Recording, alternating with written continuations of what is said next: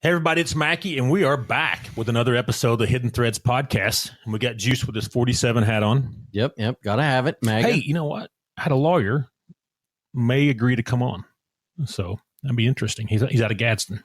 That would be good. That'd be nice. Speaking of lawyers, we was talking about politicians before we started recording. Most of them are lawyers, right? Yeah.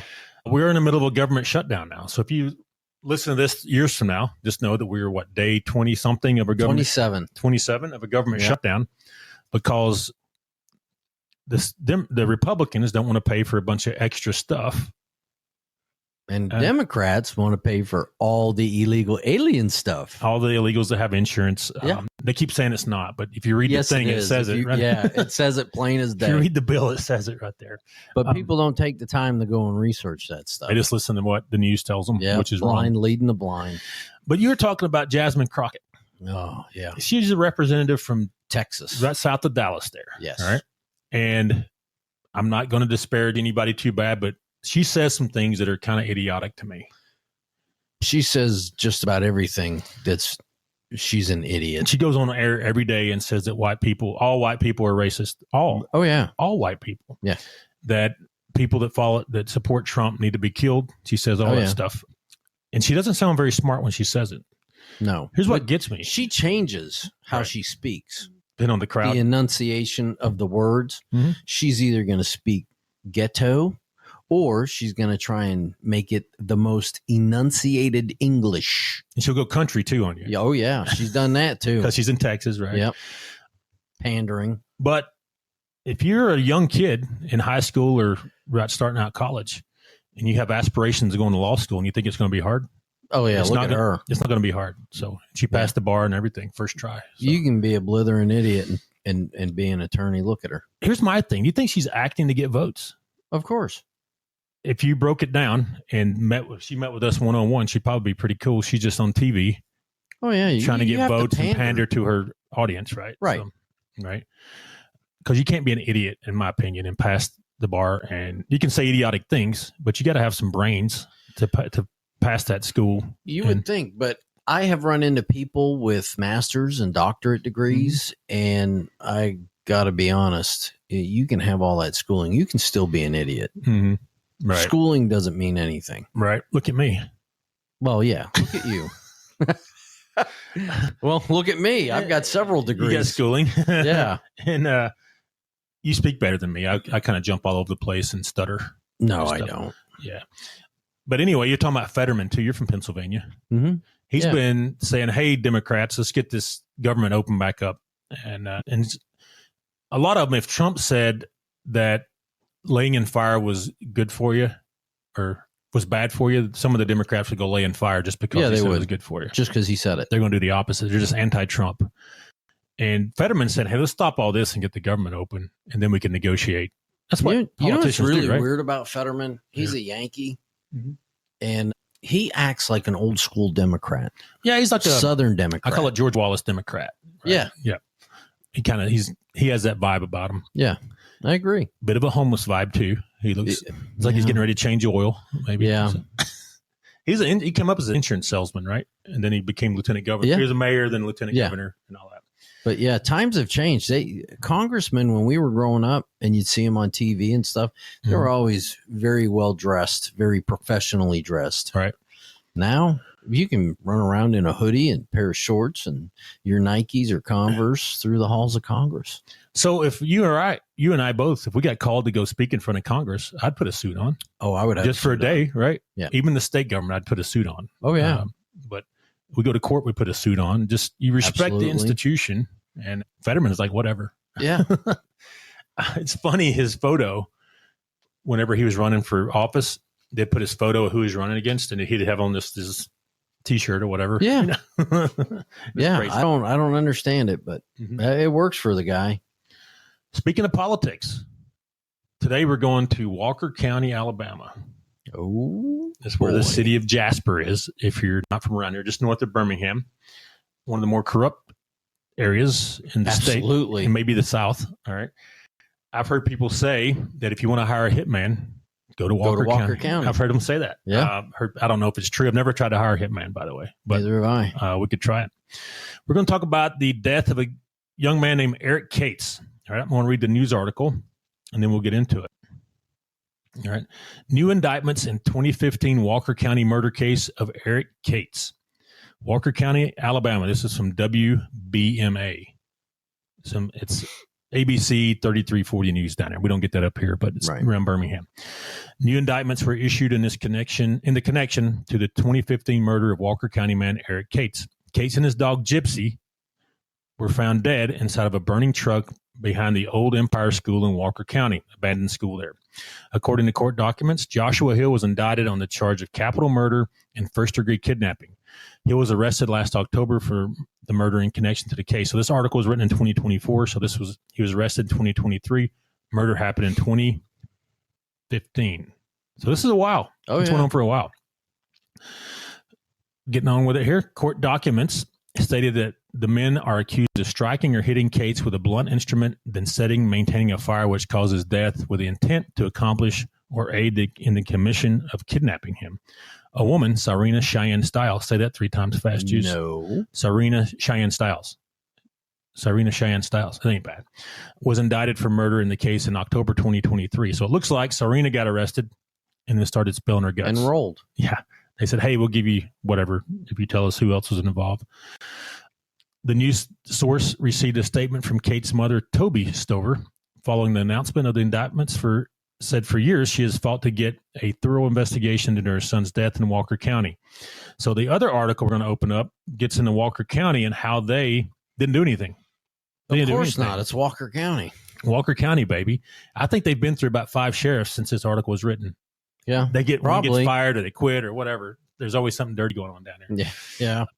A Walker County judge, Joletta Barentine, ordered murder suspect Joshua Hill held without bond, so he didn't get a bond. So this is a big deal. The ruling came after Ania's Law hearing, which allows violent offenders to be held under no bond. Hill and another suspect were arrested Friday. All right, let's get down here to the nitty-gritty part of it. The prosecution is being handled by the Attorney General's office. So they skipped the local. This went past the local prosecutor and went right to the Attorney General's office, if that tells you anything. Everybody, Mackie here with ShadowNet Investigations. I'm the lead investigator, and I'm here to let you know that we conduct premium digital forensics. Whether you're looking to recover deleted data from phones, tablets, computers, you name it, give us a call, and we can help you out in recovering that data. Or if you think you're hacked, we have the tools and expertise to help you figure out who's hacked you and to find out how it happened, whether you need help with any digital forensic situation, recovering deleted data, hacking situations, or any questions you have about digital forensics. Give us a call, 866-910-7499. That's a free consultation at 866-910-7499, or visit us at shadownetdigital.com. Does the Attorney General really want to work local cases?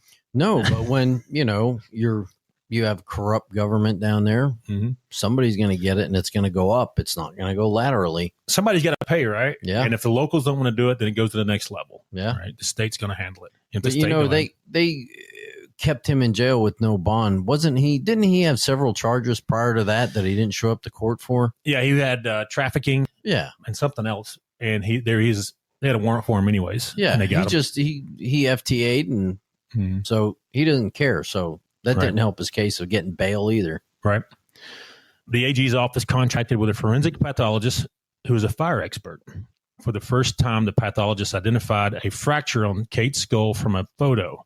The trauma was prior to the fire that killed Kate's, according to the expert. So they did an autopsy on the kid back when the murder happened, but they didn't notice this crack in his head.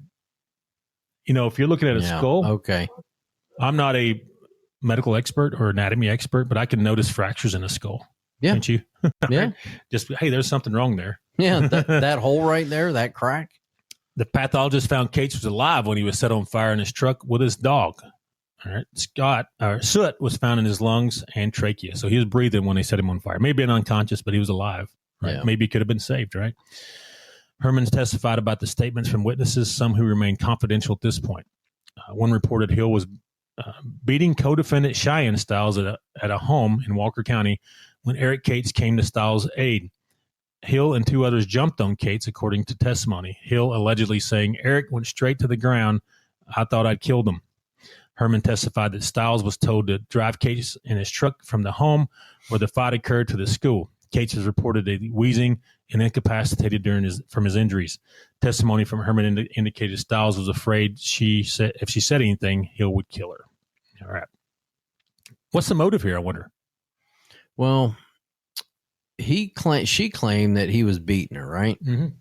He was walking his dog. Something else. Yeah, he was walking his dog. Yeah. I don't know if you think she's a prostitute. I would go that far. Okay, and maybe there was a conflict on the payment or something like that. Probably. And she got her boys, her enforcers, to come over and take care of it. Probably. All right. It'll come. It eventually comes out. It may take years, but it eventually does. So this guy Hill, that they think was the main guy that knocked him in the head and set him on fire, right? He had an alibi. He said Herman testified. An alibi witness told state investigators Hill was not with him. Right. All right. Let's look into that. If you look at Josh and don't know his history, you would ask, how could someone like him be such a horrific murderer? Ooh. How could he be so evil? He has shown no remorse. Still, he's still denying it, remarked Stover. Stover has been highly critical of Walker County authorities, including the sheriff and district attorney, over the years for not pursuing the case aggressively. District attorneys argued Joshua Hill has maintained his innocence and appeared willingly before a grand jury. They contended many of the allegations are hearsay and will not be allowed at trial. The defense asked for a property bond of $60,000, but prosecutors reported Hill has been charged with 5 felonies since Cates' murder.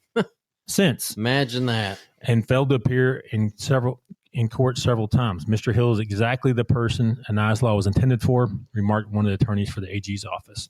Co-defendant Styles did not have an attorney appointed Monday, so bond hearing was moved to Friday. All right, so we don't know what's going on there. But it's kind of quiet since then, right? You don't hear much since this article was written. It's been a year. Right. Basically exactly a year since the article was written. What do you think's going on down there? Well, I think the local law enforcement may have been maybe in cahoots on other things with the people. And they said, well, we're just going to bring down the house of cards. And maybe local law enforcement turned the other cheek. Said, right. Okay, we don't see anything. Prostitution, dope. Oh, yeah. All the vices, right? Oh, yeah. And then the state AG looked at it and said, hey, there's something wrong with this. It doesn't say it, but I'm sure they're investigating the police department, too. Sure they are. They can, right? Sure. Can't the state investigate a sheriff? Yeah. He's just a citizen. He can be investigated for crime just like me or you can, right? Yeah. Okay. It's an interesting case, man. I don't know why it took so long. But like you said, though, they might have been on the take. Yeah, there's got to be something else going on. Yeah, on the take, they say. Yeah. And Walker County has a history of problems down there, especially during the race stuff back in the 50s and 60s. Oh, yeah. It was a bad deal. I don't know who this car is driving around, Juice, but it's a stranger. They pulled in their driveway? Yeah. They did? Yep. I'm going to have to pause it then, ain't I? Yep. Yeah, so Walker County, man. We had to take a break there. But dirty. I don't know. It'd be interesting to see what comes up here. And then what do you think? Well, you know, I'm a Yankee that was transplanted. Mm-hmm. I grew up in an area called Mob City. Yeah, you did, where they all went and hung out, right? Yeah, yeah. So when I got down here, I didn't think anything of small town politics and until I got railroaded here in Fife by the mayor at the time. Oh, yeah, I remember that. You can put on a facade only for so long, and then it's going to catch up with you. Right. And I have a feeling this stuff's going to catch up with law enforcement, the attorney's office down there. It's all going to come out. Right. There's some small town stuff going on. Right. Yeah, because the DA can push it. The local DA can push it, and they didn't. A judge can push it. You know, anybody, any of those levels of law enforcement can push a case and say, hey, we're looking at this. Somebody to step up, and they didn't. Until it got to Montgomery. So. Well, they didn't want to step up. Well, the state attorney's going to step up and probably step on a lot of toes. Right. So they're going to do it by the book. Oh, yeah. Because they're under the spotlight. You know, they're not small town, whatever. So they're going to do it by the book. So, all right. It'll be interesting to see what happens there. We'll get out of here for now. What do you think? I think so. All right. We've said it enough. Tell us what you think. Talk to you later, Juice. Bye.